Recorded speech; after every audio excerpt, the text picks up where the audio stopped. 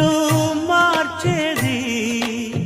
కల్పన కలిగిన మది భావం బ్రతుకును పాటగా మలిచేది మనసున కదిలిన మృదునాదం కలవని దిక్కులు కలిపేది నింగిని నేలకి దింపేది తనే కదా మారది క్షణాలకే సారథి మనస్సనేది అహో ఒక మనసుకు నేడే పుట్టిన రోజు అహో తన పల్లవి పాడే చల్లని